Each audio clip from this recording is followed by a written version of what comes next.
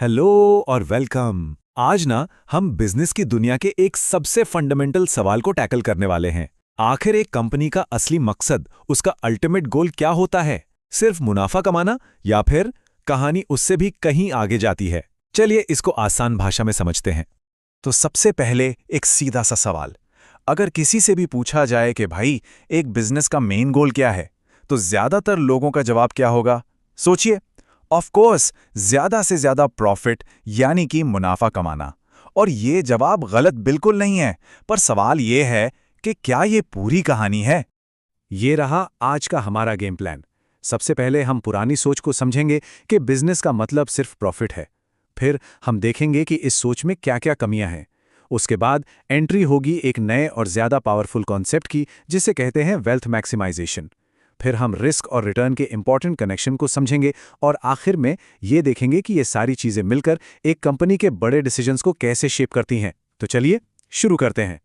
तो सबसे पहले उस जवाब की बात करते हैं जो सालों से एक स्टैंडर्ड आंसर माना जाता था, जो हर बिजनेस स्कूल में सबसे पहले पढ़ाया जाता था, द ट्रेडिशनल आंसर। और वो जवाब है प्रॉफिट मैक्सिमाइजेशन। मतलब एकदम साफ है, कंपनी का बस एक ही काम है, अपने प्रॉफिट को, अपने मुनाफे को जितना ज्यादा हो सके उतना बढ़ाना। एकदम सीधा सा सिंपल सा ऑब्जेक्टिव लगता है ना? और बहुत लंबे टाइम तक यही माना जाता था, जिस कंपनी का प्रॉफिट सबसे ज्यादा वो कंपनी सबसे बेस्ट। बस परफॉर्मेंस नापने का यही एक यार्डस्टिक था, प्रॉफिट ही किंग था। लेकिन जैसा कि अक्सर होता है, जो चीजें बहुत सिंपल दिखती हैं वो हमेशा बेस्ट नहीं होती। और अब आती है कहानी में एक ट्विस्ट। देखिए, प्रॉफिट मैक्सिमाइजेशन सुनने में तो बहुत अच्छा लगता है, पर इसके साथ ना कुछ बहुत बड़ी प्रैक्टिकल प्रॉब्लम्स हैं। ये सिंपल सा आंसर असल में बेस्ट आंसर क्यों नहीं है, अब हम इसको समझेंगे। तो ये सवाल तो बनता ही है कि क्या सिर्फ प्रॉफिट के पीछे भागना ही एक कंपनी के लिए सबसे सही स्ट्रैटेजी है? क्या इससे बेहतर कोई तरीका नहीं हो सकता एक कंपनी की सक्सेस को मेजर करने का? इसकी 3 बड़ी कमियां हैं। पहला, प्रॉफिट वर्ड ही अपने आप में थोड़ा सा अजीब है, मतलब क्लियर नहीं है। दूसरा, ये टाइम वैल्यू ऑफ मनी के गोल्डन रूल को पूरी तरह से इग्नोर कर देता है। और तीसरा, और शायद सबसे इंपॉर्टेंट, ये रिस्क को तो गिनता ही नहीं है। चलिए एक एक करके इन तीनों प्रॉब्लम्स को आराम से देखते हैं। तो पहली प्रॉब्लम, जब कोई कहता है प्रॉफिट बढ़ाओ, तो इसका मतलब क्या है? कौन सा प्रॉफिट? टैक्स देने से पहले वाला प्रॉफिट या टैक्स के बाद वाला प्रॉफिट? या फिर हर एक शेयर पर कितना प्रॉफिट हुआ, यानी अर्निंग्स पर शेयर? हर नंबर एक अलग कहानी बताता है, इसलिए प्रॉफिट एक क्लियर मैट्रिक नहीं है। अब आते हैं इसकी दूसरी और बहुत बड़ी गलती पर।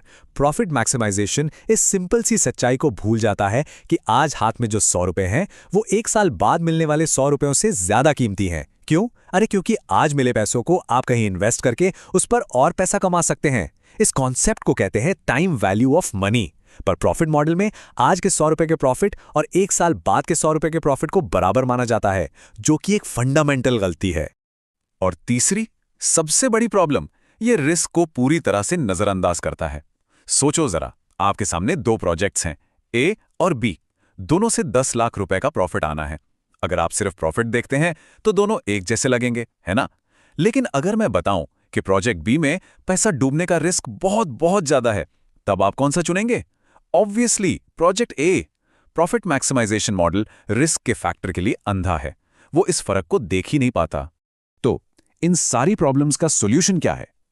यहां पर एंट्री होती है एक नए, मॉडर्न और अ लॉट मोर सुपीरियर गोल की, जिसे हम कहते हैं वेल्थ मैक्सिमाइजेशन। वेल्थ मैक्सिमाइजेशन का फंडा सिंपल है। शॉर्ट टर्म प्रॉफिट के पीछे मत भागो। असली गोल है कंपनी के शेयर्स की मार्केट वैल्यू, यानी उसके स्टॉक प्राइस को बढ़ाना। क्योंकि सोचिए, कंपनी के असली मालिक तो शेयर होल्डर्स ही है ना, और उनकी दौलत तभी बढ़ती है जब उनके शेयर्स की कीमत बढ़ती है। यही सबसे बड़ा और सबसे सही ऑब्जेक्टिव है। ये अच्छा सवाल है। हम कह तो रहे हैं कि वैल्यू बढ़ाओ, पर ये वैल्यू नापेंगे कैसे? हमें कैसे पता चलेगा कि कोई नया प्रोजेक्ट कंपनी के लिए सच में दौलत बना रहा है या बर्बाद कर रहा है? इसका जवाब है एक बहुत ही powerful tool, net present value या एनपीवी। ये एक फाइनेंशियल मैजिक वॉन्ड की तरह काम करता है। सोचिए, आप एक प्रोजेक्ट शुरू कर रहे हैं। एनपीवी क्या करता है? ये उस प्रोजेक्ट से फ्यूचर में आने वाले सारे पैसों को लेता है और टाइम वैल्यू ऑफ मनी और रिस्क के हिसाब से उनकी आज की कीमत निकालता है। फिर इस टोटल आज की कीमत में से प्रोजेक्ट की आज की लागत को घटा देता है, सिंपल शब्दों में ये बताता है कि ये प्रोजेक्ट सारे खर्चे निकालने के बाद आपकी जेब में आज के हिसाब से कितना एक्स्ट्रा पैसा डालेगा। और एनपीवी का डिसीजन रूल तो एकदम सिंपल है। पहला, किसी भी प्रोजेक्ट का एनपीवी निकालो। दूसरा, अगर एनपीवी पॉजिटिव है, इसका मतलब प्रोजेक्ट से कंपनी की दौलत बढ़ेगी, तो प्रोजेक्ट को एक्सेप्ट कर लो। और अगर एनपीवी नेगेटिव है, मतलब प्रोजेक्ट दौलत कम करेगा, उसे सीधा रिजेक्ट कर दो। बिल्कुल साफ सुथरा हिसाब, कोई कंफ्यूजन नहीं। अब हम वेल्थ मैक्सिमाइजेशन को फाइनेंस के सबसे बुनियादी, सबसे अहम उसूल से जोड़ते हैं, और वो है रिस्क और रिटर्न का खेल, यानी इनके बीच का एक जरूरी समझौता। ये लाइन फाइनेंस की दुनिया में एक मंत्र की तरह है। जितना ज्यादा रिस्क उतना ज्यादा एक्सपेक्टेड रिटर्न। मतलब अगर आपको ज्यादा कमाई की उम्मीद है तो आपको ज्यादा जोखिम, ज्यादा रिस्क उठाने के लिए भी तैयार रहना पड़ेगा। रिस्क और रिटर्न ये दोनों हमेशा साथ साथ ही चलते हैं। इसे ऐसे समझिए, एक तरफ है बैंक की एफडी, बिल्कुल सेफ, रिस्क ना के बराबर है, इसलिए वहां से मिलने वाला रिटर्न भी कम होता है। दूसरी तरफ है कंपनी के शेयर्स, जहां मार्केट के उतार चढ़ाव का रिस्क बहुत ज्यादा है, लेकिन इसीलिए वहां से ज्यादा रिटर्न कमाने का पोटेंशियल भी उतना ही ज्यादा होता है। हर इन्वेस्टमेंट इसी स्केल पर कहीं ना कहीं फिट हो जाता है। तो हमने समझ लिया कि गोल है वेल्थ बढ़ाना, और इसका रास्ता रिस्क और रिटर्न को आपस में बैलेंस करके निकलता है। पर एक फाइनेंशियल मैनेजर ये बैलेंस करता कैसे है? अपने रोज के काम में इस फिलॉसफी को कैसे लागू करता है? जवाब है 4 तरह के बड़े फाइनेंशियल डिसीजंस लेकर।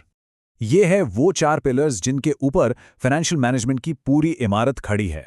पहला, इन्वेस्टमेंट डिसीजन, मतलब हमें पैसा कहाँ लगाना चाहिए। इसके लिए हम एनपीवी जैसे टूल्स यूज करते हैं। दूसरा, फाइनेंसिंग डिसीजन, उस इन्वेस्टमेंट के लिए पैसा आएगा कहां से, बैंक से लोन या नए शेयर्स। हर ऑप्शन का अपना रिस्क रिटर्न है। तीसरा, डिविडेंड डिसीजन, जो प्रॉफिट कमाया उसका क्या करें, शेयर होल्डर्स में बांट दें या कंपनी में ही रीइन्वेस्ट करें। और चौथा, लिक्विडिटी डिसीजन, कंपनी को रोज चलाने के लिए कितना कैश हाथ में रखना जरूरी है।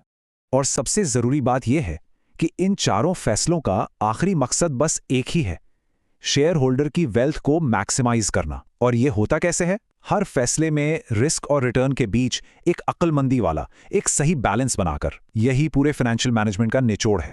तो आज की इस पूरी बातचीत का सबसे बड़ा टेक अवे, सबसे अहम सबक क्या है? वो ये है कि हमें अपनी सोच को थोड़ा सा अपग्रेड करना होगा।